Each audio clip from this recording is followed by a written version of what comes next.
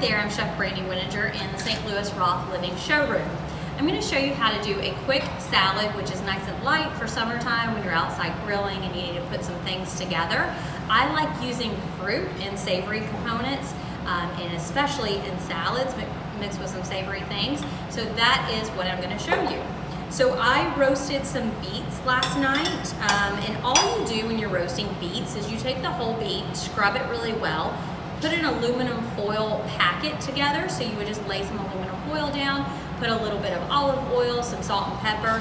I like to put a little cherry vinegar in my mixture as well, a couple drops of water, fold it up into a packet and roast it at 400 degrees for about an hour. Once they come out, let that steam come out of the packet, and once you're able to handle them with a kitchen towel, just peel that skin off so it comes off really easily, and then just let them cool and dice them up. So to my beets, and you can use yellow beets, you can use red beets. These looked really good in the store, so that's what I'm using are the red beets, and they're really good for you as well.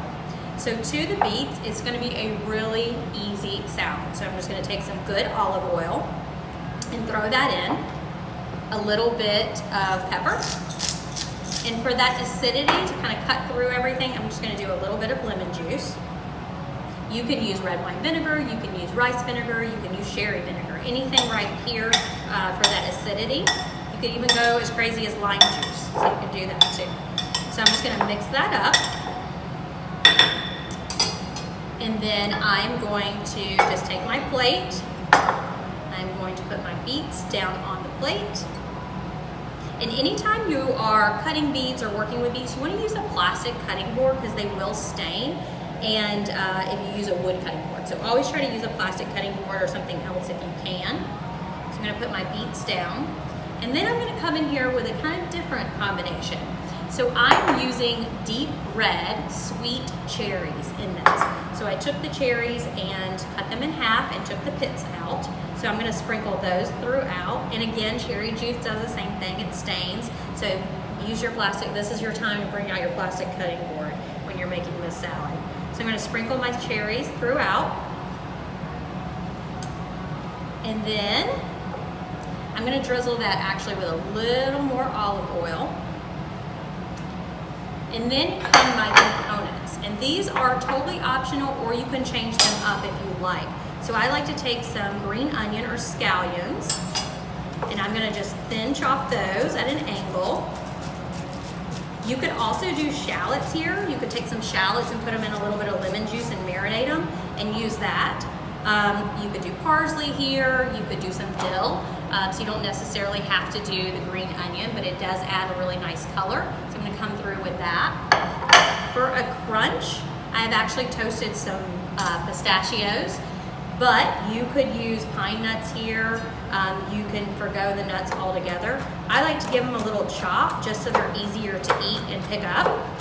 So I go through and just toasted these in a dry pan over your cooktop. So you can even roast these in a really low oven. Just keep in mind they release their own oils when they cook, so you don't need to put any oil or anything in the pan. They also burn really quickly, so you have to keep an eye on them. So I just come through. And of course, pistachios and beets, perfect combination. I didn't make that up. It has gone together for a very long time. So they have the nice salty flavor that contrasts with those beets. And then typically with beets and pistachios, you find goat cheese. But I'm changing it up a bit. And if you like goat cheese, by all means, you could do a mild feta here. You could do a triple cream. You could do some ricotta salata too, some really thin shaved ricotta over the top. I actually have a really good aged gorgonzola. So again, it's going to kind of pair with that saltiness. It's going to cut through that sweetness of the cherries and flavors of the beets. So I'm just going to garnish that with a little bit of that aged gorgonzola there. You could do blue cheese as well. I'm a big fan of gorgonzola, so that's what we're doing. And then to finish that off, you'll notice in my olive oil that I kind of dressed the beets. I didn't put any salt because I'm going to use some Flake sea salt here. So you get a nice bite of salt every time you bite into that salad. So I'm just going to sprinkle that over the top, and voila. So you're using those big bag of cherries that they're selling in the stores right now. Beets, obviously very good for you, and the combination of the herbs and the cheese and the bite of the nuts, so you have a combination of textures and flavors here, and it comes together pretty quickly. Enjoy grilling. Cheers.